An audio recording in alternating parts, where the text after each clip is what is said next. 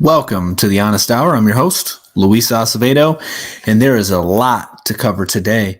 So, one of the first things that I really want to jump into is what is taking place in California. There's actually a few things taking place in California that I wanted to talk about, but this is the first one here because it's a pretty big deal, and it's a timely matter, being that we're in the month of Pride. And so, the title of this article is California lawsuit claims trans inmate halt hormones to resume physical erections and have sex with women prisoners. So, for those of you who are unaware, there was a law passed in California called SB 132, and that allowed for quote unquote transgender women to go to the prison in which they identified with their gender. And so that means men were allowed to be in the same prison as women. And as I'm sure everybody here would be able to conclude, bad things happened. So we'll go ahead and read one particular story involved in this lawsuit. And by the way, the lawsuit is being put forth by a feminist group called Women's Liberation Front, and the pro-transgender groups are foaming at the mouth because of what this feminist group is doing. And as I've been stating for a long time, the modern way of treating a woman rather, is anti-woman. It is not a good thing. The feminist movement is the antithesis of respecting women and loving women. It truly is. But this feminist group, I'm not sure what they're all about, but at least they know something, right? They know that women do exist and that men can't transition over into a woman and vice versa. And they're standing up against this insane law, which is a good thing. And so hopefully this lawsuit will go through and there will be a change in the current law in California because this is insane. This truly is insane. But let's go ahead and read one of the plaintiffs. Her name is Crystal Gonzalez, is a female. She is a female offender currently incarcerated in Central California Women's Facility. Crystal was sexually assaulted by a man transferred to her unit under SB 132. Crystal filed a grievance and requested single-sex housing away from men. The prison's response to Crystal's grievance referred to her insult by a transgender woman with a penis. Crystal does not believe that women have penises. And then there have been many other instances of this as well, where women are being assaulted sexually and raped by not alleged, but, men who identify as a woman. Because under the SB 132 in California, they are allowed to go to the prison in which they identify with. And that is truly insane. And hopefully this Women's Liberation Front will succeed in their lawsuit and this law will be rescinded. And the biggest thing here, and the reason why conservatives, Republicans are losing this battle, is because they are trying to show that they are accepting of the LGBTQ community. They are attempting to show that they are not the racist, bigot, homophobes, but the left is actually the racist, bigot, homophobes. I read an article earlier today. Well, I didn't read the article, but as I was skimming through some of the headlines, I noticed one headline was about a Democratic senator or House of Representative who was using quote unquote racist and misogynistic terms towards a Republican female who had got elected in Florida. She was the woman who flipped a Florida seat, or a Texas seat rather, that has been traditionally blue for 100 years. And my point with this is the right continuously tries to make it seem as if they aren't the racist, bigot, homophobes, but the left is actually the racist, bigot, homophobe. Because look at, Trump has transgender people supporting him. He has gay people supporting him. He has black and Hispanics and illegal immigrants supporting him. So of course, he's not the bad guy. It's the left that's the bad guy. And this is why Republicans lose. And this is why conservatism is a horrible political ideology, if you can even call it such, because all conservatism is simply saying that we're not moving anywhere. We're going to conserve this spot, but that's not even what they do, because they can't even conserve the girls' bathroom. Not only that, but they simply make things palatable for those who are more so against these things, who do not believe in these things. Over time, they wear them down. Look at gay marriage as the perfect example of this, right? Where for years, Republicans were like, no, we're against it. Even Democrats were saying this as well. But then that totally changed come Obama, and even before Obama, where everybody, both left and right, said that, well, love is love. Love is love. There's no difference between a man and a woman marrying, and a man, or a woman and a woman. There's no difference whatsoever. You're insane and you're a racist, bigot, homophobe if you think there is a difference. That's the Republican Party. They make things palatable for those who are more sane, have more common sense, and have good traditional values. And then they eventually become worn down, because unfortunately, those individuals who are being worn down by the Republican and conservative movement are missing some true grounding in their life, and they are simply looking for a savior in the political system. And so they take whatever the politicians tell them that they like as face value. And so this is the way that you actually would beat this movement, not just, stating, oh, who's the biggest racist, bigot, homophobe? No. The way that you beat it is actually attack. You attack, and I'm not saying physically attack anybody, but you go on the offensive. You be offensive. You not like trying to make people cry or anything. I mean, you make people cry because you're speaking the truth. That's just a byproduct of speaking the truth, and that's just them being a little, what. So the thing is, you have to be on the offense. So as opposed to being on the defense where you're trying to prove that you're not that, say, well, why is this good? Why is this good for society to have this? Why should we be showing this to children? Can you explain that to me?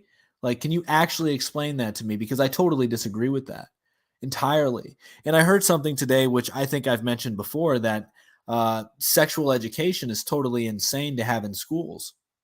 And this is one of the biggest reasons why our children are being introduced to all of these perverted things, is because we've allowed sexual education into the public school system. That's why. And so the best thing to do would just be to eliminate that. But the way that you eliminate that is by being active politically, or on a, going to a PTA meeting or something of that kind, right? And making your voice be heard. Even using your church to do so would be a good thing. These are all things that I heard today in a podcast from Owen Benjamin, and I completely agree with that, because it is the way to do things. It is to localize movements as opposed to trying to take over and change the federal government on this national level. No, that's not the way that you're going to make changes. The way that you're going to make changes is by being active in your local community, if you so desire to be political. And so the way to beat this whole prideful movement is just to make sure that your voice is heard at a local level, and then show that you totally disagree with it and that it's not good. Don't be afraid of being called names, because those names are shame tactics to get you to obey. And they really can't do anything to you aside from call you names, which is the most childish thing. I've realized this, that most adults have not outgrown high school whatsoever. They haven't. And for those of us who have, that are way past that don't care, this should be extremely easy to do if you want to be politically active.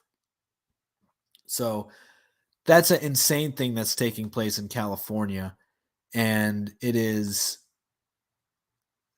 despicable, really. I mean, it really is anti-woman. And the way that you be pro-woman is by speaking out against feminism entirely, because it is a nonsense thing. No woman, truly, no woman wants to go work in a cubicle for 40 to 60 hours a week making a paycheck. So she comes home in her 1 bedroom apartment. Maybe she's done really well for herself and she lives in a 5,000 square foot home, and, she's well off and single and free to do what she wants, to have cocktails and brunch with her girlfriends on Saturday afternoon. And then on the evening, she goes out with her friends to have a good time and, gets drunk and then may hook up with a couple of guys throughout the week. But it ain't that big of a deal because, she's a strong, independent woman who takes birth control and is making $100,000 a year. Maybe we're just saying like at the top end of the spectrum. But then you have to look at the fact that most women in Western society are on some type of medication and have some sort of mental health problem. And it's because they live in an unstable environment and they are living in unnaturally. They are bearing burdens that do not suit their mentality, their physiology. It just doesn't make sense. And it is very anti-woman because what we're doing is making women have to be masculine and any feminine trait is looked down upon. But the only feminine traits that are praised are those which are shown in men. It's all backwards. And this is why we have a huge problem, especially when it comes to mental health. It's not that we're talking about it and it's no longer destigmatized. No, no, no, no, no. The reason we have this quote unquote mental health problem is because we're enabling it and we are fostering these things to take place because they're the cool thing to do. They make it so you have social clout for saying that you have some type of mental disorder. Fact. It's true. Today, once again, now that I'm going to go on this wheelchair rant again, now that I've, been shown that there's so many handicap spots, I thought it was insane that, first off, I saw a handicap thing hanging from the rear view mirror, the handicap sign hanging from a rear view mirror, and they weren't parked in a handicap spot, but they won't get fined for that. But then you go park in a handicap spot, you get fined for that. And you have a pregnant wife, or you have, little children where it will be easier to get in and out closer than further away. Like you have babies you have to carry. You don't get any special treatment whatsoever. No, the people who, most handicapped people, as far as I know, are it's all self-inflicted. And so it's pretty disgusting. So we see this enabling across the board with our society. And I think it is a good example as to why and how the United States is failing, because why will we enable this type of behavior? Why will we allow this? Well, I don't really know the answer to that, to be honest. I think that it is it's despicable. So my whole point with this is, if you want to really fix the mental health issues, just don't be a victim. A lot of stores have spots for expecting mothers. I haven't. Name them? How many? How many? How many stores have spots for expecting mothers? Seriously. I've only ever seen one, and that's at the Giant Eagle that's close to my home. But I've never seen one at Walmart. I've never seen one in the Myers parking lot. I've never seen one in the Target parking lot. I've never seen one in any mall parking lot either. I've only seen one expected mother sign in one store ever. It's more common to find handicap signs, as I mentioned before, since let's look it up right now, because most handicap people, it is self-inflicted. So let's look up most handicap people, most handicap individuals did it to themselves. Did it to themselves. I'll probably have to retype this, but we'll see. What's the history of self-handicapping?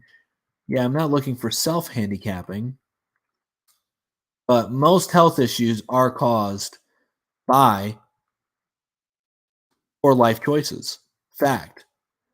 So I can't find the statistic right now, but I will find it and I will show it to you guys once I do find it. But the handicap signs are overwhelming. And yes, I have a niece who has spina bifida, so I do sympathize with the fact that there are people who are born that way. But you know what? There's a huge victim mentality in that community. There really is. There truly, truly is.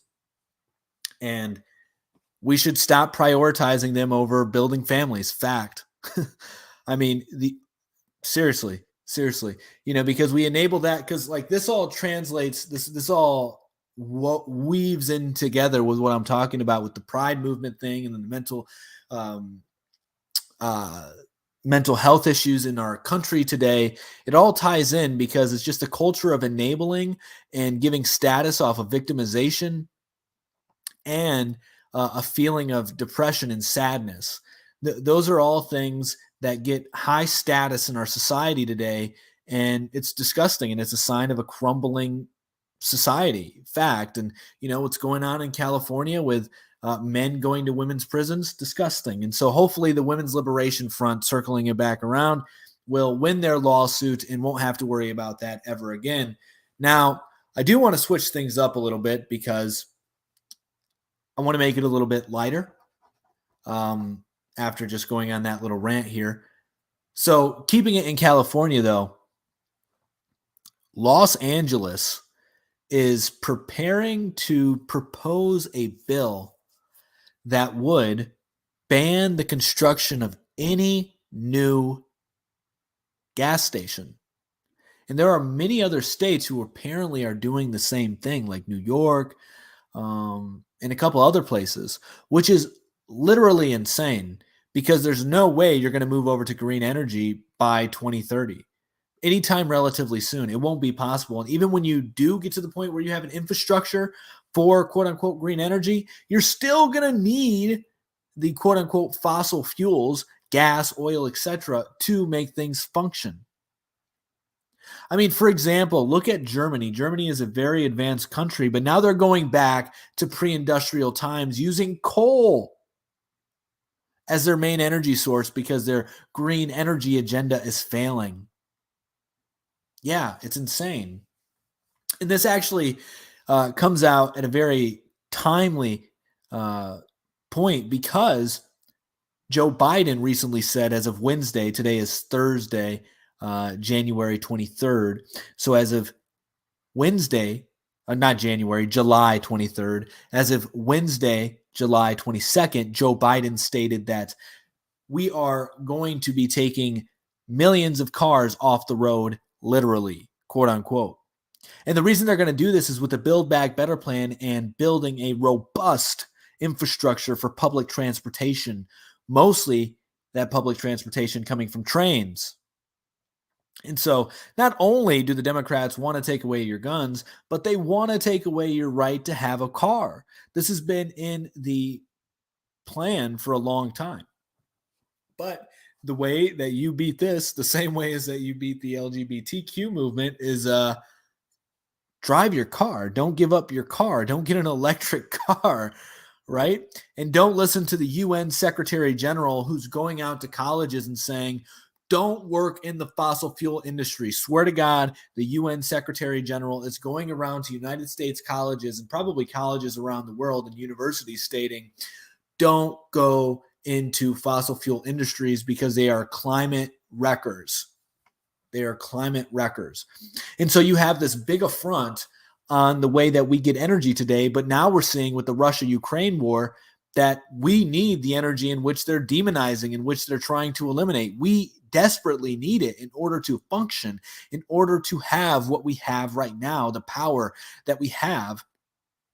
And, with all this nonsense taking place, like they're building this narrative against the oil industry right now, and many people are being suckered into it because of the high gas prices, and everybody's paying more at the pump. I'm paying more at the pump. I drive a Subaru Impreza, and from empty to full, the Subaru Impreza has a 13-gallon tank. I typically, during normal times of gas and all that, I typically would pay like $30 to fill my tank. Now I'm paying like $65 to fill my tank every time. And so normal people, everyday people are being suckered into this narrative that the reason why gas prices are so high is A, Putin's gas hike or price hike, which is literally insane because the US and the Western nations are the ones that impose the sanctions on Russia. And so Russia's just listening to the sanctions. And the United States is so stupid that they're buying oil from India because they can't buy oil from Russia directly, and India is getting all their oil from Russia. Not all of it, that's hyperbole, but a lot of their oil. And they're turning it around and then selling it for a huge profit to the United States. Nobody's talking about that, but this is how the United States government is functioning right now. And so we're blaming Putin, even though we're the ones who imposed the sanctions. Totally insane. And then the second thing that we're doing is passing the blame off to the oil companies and saying they're price gouging. They're price gouging. Why don't they produce more oil? I mean, come on. Why don't you just invest billions and millions of dollars and produce more oil? And then you have the Chevron CEO and many other oil executives coming out and saying, why would we build new oil infrastructures if you, the administration, is so antagonistic against our industry? Why would we put in millions of dollars for a project that won't see profit for 10 to 15 years? That doesn't make any sense to make long-term investments when we live in such a hostile environment on a governmental level. And so all these things are being ignored by most people because they're just looking at their pocketbook. But this is the truth.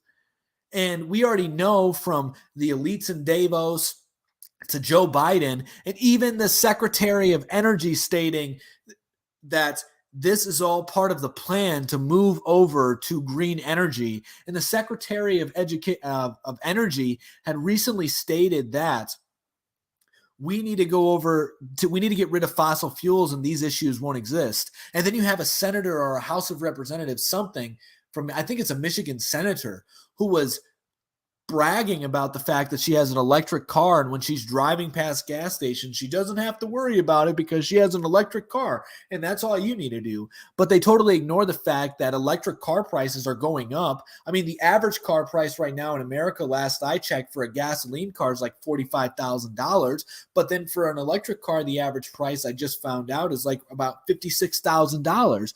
And so people are having a hard time getting gas as it is, paying an extra $400 or $500 a month in gas, and then they're paying more at the grocery store, and then they probably have crippling debt because most Americans are in crippling debt. I mean, the way people are paying off credit cards right now, I mean, the way people are paying with their utilities, their bills, whatever it may be, they're using a lot of credit cards. The credit card numbers are going up. The credit card debt, the consumer debt, is going up out the window because people are having to put things on debt in order to pay for it because they've made so many bad decisions before. But they're incentivized to take out debt because we live in an inflationary period. And so it's better to get the money now than wait to try and make the money. And so people are taking out debt. I'm not encouraging anybody to get into debt. I think that everybody should be focusing on getting out of debt, especially in what we're about to face, because if you're out of debt, you are so much more free than being in debt, even if it's a mortgage, because then you have to worry about always you just owe money to the bank. You don't even own your home. And then you can, like, yes, maybe your mortgage is cheaper than renting, but you still have the mortgage, and you're also responsible for all the problems that take place with that house, even though technically you are renting from the bank and the bank is your landlord. You just absorb all those responsibilities as a homeowner, as a renter from the bank of a home. And so why not alleviate yourselves of those liabilities if you can't afford a house and just rent? It just makes the most sense to me, as opposed to, struggling, living paycheck to paycheck. It just doesn't make sense at all. And so what's going on? What's going on? We got my grandpa in the chat here on Facebook. Hope you're doing well, Grandpa. Hope you're doing well. Long time no see. So, that's a huge thing right there. And I forgot exactly where I was going with that, but I know that I was mentioning the Los Angeles ban on new gas stations and how this whole movement is essentially being used to get people away from liking oil. This is really what it is. And it's insane because, as I've already mentioned, you have the Netherlands, you have Austria, I believe Austria, you have Germany for sure, and the Netherlands for sure, resorting back to coal because they can't sustain on their green energy and they're being cut off from Russia. And by the way, Russia is winning the war, and Russia is talking about coming together with BRICS, the Brazil, China, I believe India, Russia, and South Africa coming together to form a new global reserve currency. Some people are speculating it's on Bitcoin. Some people are speculating it's on gold. My bet is it going to be on gold. Why would it be on Bitcoin? Gold is probably going to be the way to go, but it's going to be a basket of currencies, in my opinion, as to what will back the new global reserve currency. And maybe it'll have a little bit of Bitcoin in there. Maybe, because we are going to a digital era and China is working tirelessly, as is Russia, to come up with these new digital railroad systems or inter-messaging systems for banks, since Russia has been kicked out of SWIFT. And China has been working on an alternative to SWIFT for quite some time. But the BRICS nations are allowing Russia to divert their exports from the West and focus on Brazil, India, China, and South Africa. And those 4 countries, well, the 5 countries that are included in there, Russia as well, make up 40% of the world's population. So that's huge. That's huge.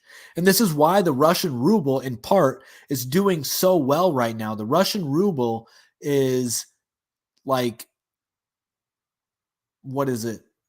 I don't remember exactly. Last I heard, it was like 56 rubles equal $1. So this is like the highest it's ever been. It's like at a 7-year all-time high. And it's insane. And yet we think that Russia is losing the war, and we think that we can handle Russia. We can't handle Russia on the ground. It's insane to think that we can handle Russia on the ground. I mean, NATO trained the Ukrainian army for years on ground warfare. And look at Ukraine. Ukraine's losing 500 to 1,000 soldiers a day. And the countries that aren't losing their mind, like China, Russia, and India, are thriving right now. They're thriving. And what I mean by not losing their mind is that they're not falling for the climate change agenda and many other things. Like in Saudi Arabia, they're saying, no rainbow flags over here. You got rainbow flags in the store, you got to take them down because it's going to hurt the kids. They get it. They get it. And we can do the same thing here in America. We really can. I have been inspired listening to Owen talk about being an American, because I have felt a demoralization in the culture for quite some time. And if you recall, there was a live stream not too long ago where an individual on TikTok asked me if I am proud to be an American. And then I asked him, what does it mean to be an American? What does it mean to be an American? How can I be proud of something that has no culture? But then I became enlightened to the American culture. And it's my fault that I did not see this before. I love history. I was a history major and all this stuff, but I missed this. And, the American spirit is basically that we are going to get things done, that we have no kings. We can forge our own way. That's a beautiful thing. It's a really beautiful thing. And I think that we need to bring back that spirit of America, what America is. I don't think it's dead. I think that right now it has actually just been dampened or suppressed by the massive demoralization campaign that's out there. But we need to stop trying to appease and not offend. We need to just speak truth and be on the offensive as opposed to being reactive and defensive. We need to be proactive. So that's a major thing, especially when it comes to this green agenda. Like one thing that you have to watch out for is there is a global council of mayors, and there are at least, I wanted to say 2, but for sure 1 United States mayor that's involved in this. I can't remember exactly what it's called, but it's funded by the UN. It's funded by the Rockefellers Foundation.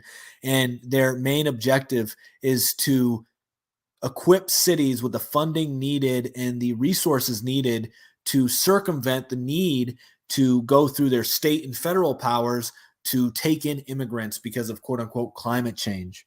And so this is why it's important to be on the local front watching what's taking place, because these things are they're insidious. They start off really, really slow. They're really, really bad.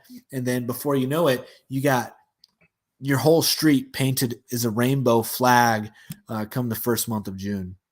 And then you have like this right here. And then you get this. This is the other article that I wanted to cover. So Democrats advance a plan to hire DACA illegal aliens for Capitol Hill jobs. So then you get basically a bunch of undocumented foreigners taking over your country, being the clerk for the legislative branch of government. This is what you get, and this is a sign of a falling empire. And I'm not trying to be doom and gloom here, because there are many things that we can do in order to mitigate the effects of the fallout for ourselves. One of the biggest things that we can do, I think, is, as I've mentioned numerous times, is to localize your supply chain. If there's a way for you to grow your own food, have your own livestock, do it, because it's going to make you far better off, and it's going to make you a more valued community member. 100%. And then if you can't do that, then help out a farmer. Find a way to localize your supply chain as much as you possibly can. That is the key. Localize, localize, localize. And this will reduce your dependency on this global system that we have here. I preach this all the time. There's been many others before me who have been saying this, but it's definitely time. And then another thing that it's time to do is homeschool your children, especially when you have things like this taking place in Arizona. And mind you, this is happening all over the place. So the Arizona AG sues district accused of blocking public comment during meetings. Quote, parents should never be silent. So there have been meetings taking place in Arizona public schools, in a certain Arizona public school, because they are being silenced regarding their child's education. And so they're being taught, all these insane things, or they're being discussed to be taught all these insane things, and they don't want the parents there. And they're trying to circumvent the parents' permission and making sure they don't hear it, because, parents, those darn parents, are racist biggest homophobes, because ultimately the agenda, one of the main points in their agenda, one of the main goals, objectives, is to get rid of the nuclear family. And so if you can then separate the child from the kid, which is what the public school system does, you have your children in any of these institutions, whether it be public school, whether it be daycare, whether it be private school, whether it be charter schools, you are allowing for that separation to occur between you, the state institutions, and your kid. And you're off putting the raising of children onto the state, which is why we are partially in the situation we're currently in, is because there's a bunch of children that were raised by institutions and not parents. And now they are attacking parents for questioning this woke agenda. And this is why you have to be relentless. You have to be fearless if you're going to try and save these institutions. And be an active member in the PTA.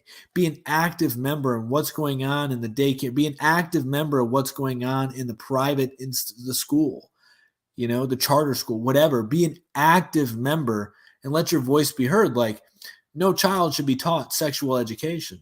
That's the parent's job. As a matter of fact, all education is up to the parent. It is. Fact. It is your child. It is your responsibility.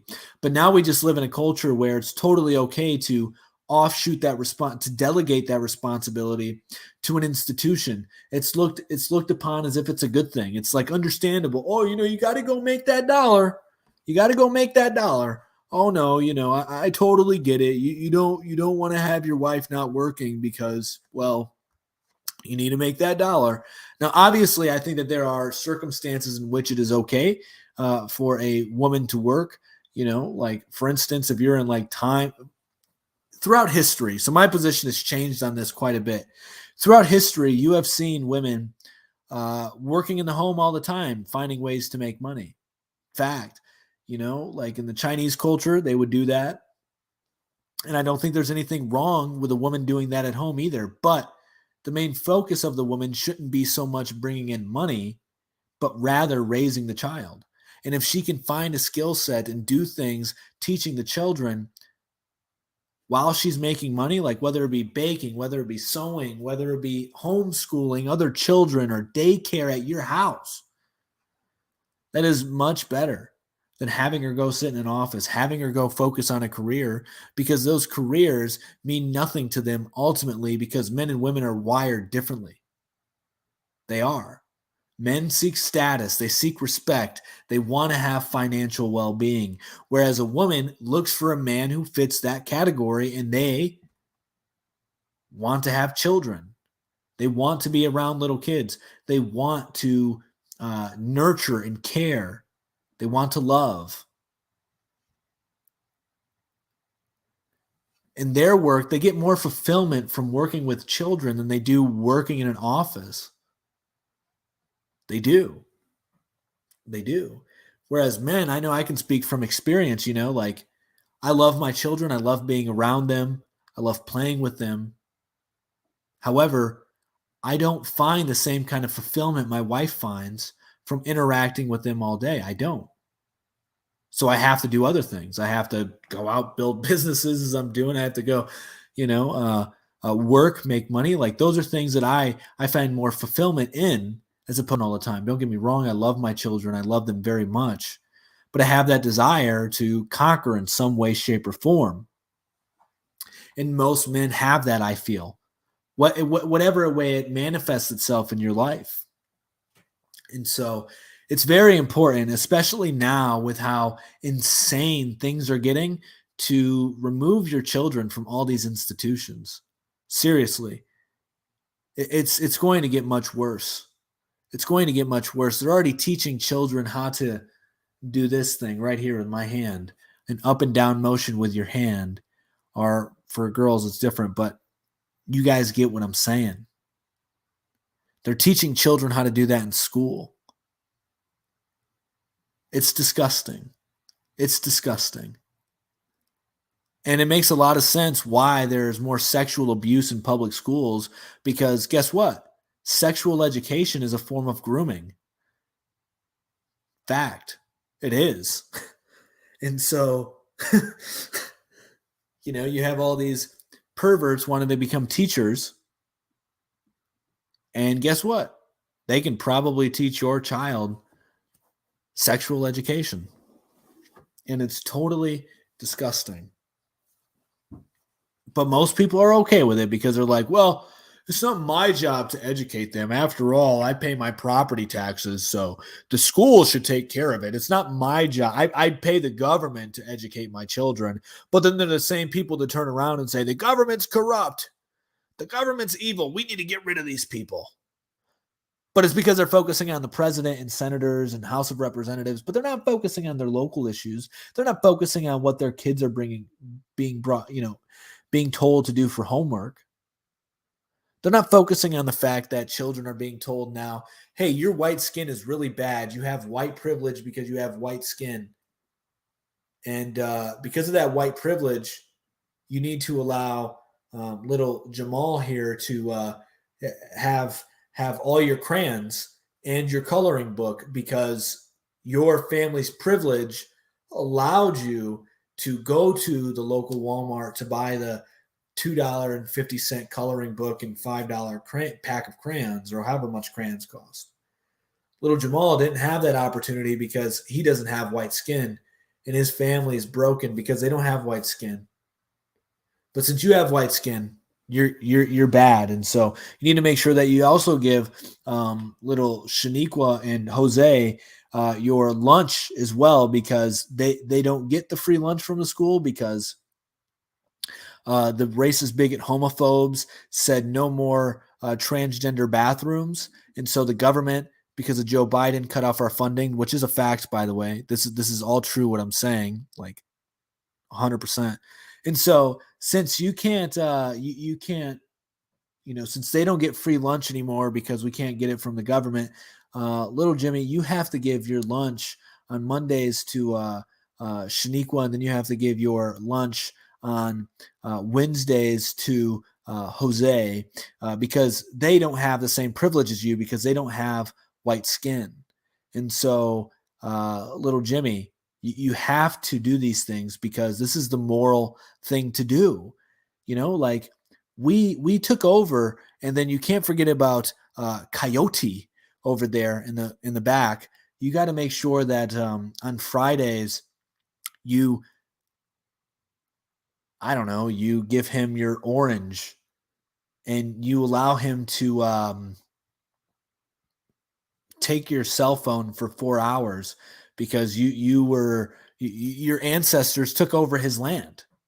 And so, these are just all the repercussions of being white. So we want you to really, really hate yourself for being white, even though it's nothing that you can control. But just know that because of your white privilege and you're so superior in the hierarchy, you actually have to be submissive to people that are lower in the hierarchy.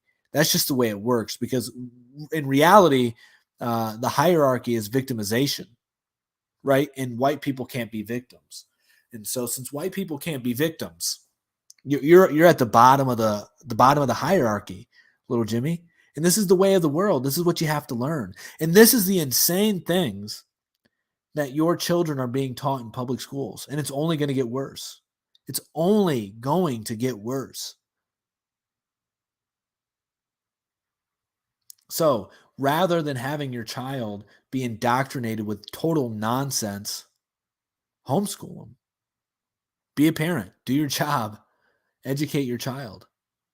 And if you can't homeschool them yourself, there's community schools.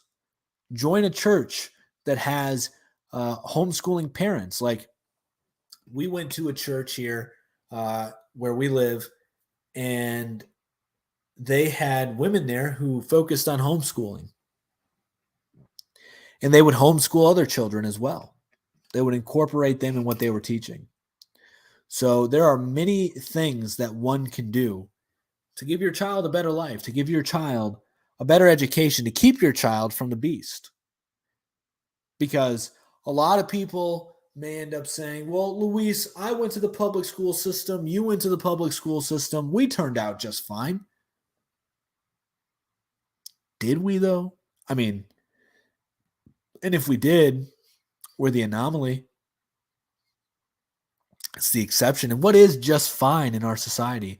It's just fine having a mortgage, being buried in debt, having 2 cars that you're paying debt on, and feeding your wife birth control pills so that way you don't have another kid because you can't afford, quote unquote, another child because you have too many bills, and you just can't afford another child, and so you just got to keep feeding that. And then at least on you come home and you can have a good dinner. Maybe, but it's probably some fast food place. You probably order takeout with a bunch of fake hormone foods. And I'm not judging here. Like, I do the same thing as well. Like, I order takeout. I have my bad habits. No judgment here.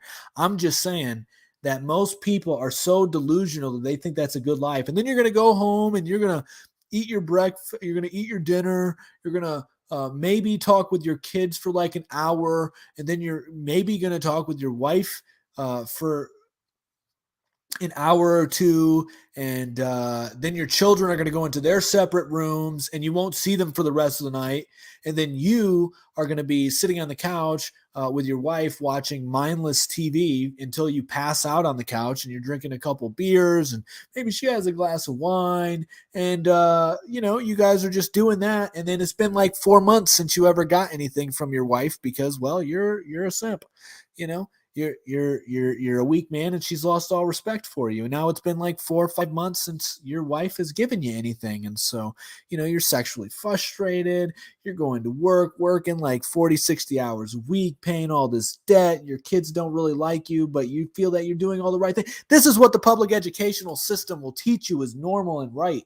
And it's not. It's disgusting. It's a disgusting way of life. It's all aimed at, in part, destroying the nuclear family. It is. It is. So don't fall for it. Don't fall for it. But that's going to be it for me tonight, guys. I hope you enjoyed the show. Be sure to hit the like button, subscribe, leave a comment below. Let us know what you think. And follow us everywhere, MOT Media. On TikTok, it's MOT News. Then we also have MOT Sports. Then we have MOT Today 1. And then we have MOT Media on TikTok as well. We have a bunch of backup accounts. So be sure to follow us everywhere. Much love, guys. D-Lac, peace, man. Thanks for showing up. And tomorrow, we'll be back on TikTok. We'll be going back on TikTok tomorrow because the ban is over. And unfortunately, I could not get the MOT Media account to 1,000. I have it right now to like 942, 941. And then they started throttling me. I'm not exactly sure why they throttled me, but it is what it is. Because the MOT News channel, we gained like over 1,000 followers today. And we're going to be hitting that 10,000 mark probably by this weekend, which is really exciting, probably sooner than the weekend if we keep going at this rate, which is really cool. So, yeah, guys, thanks for all the support. Much love. And we will be back here tomorrow, but on TikTok as well. So much love. Peace.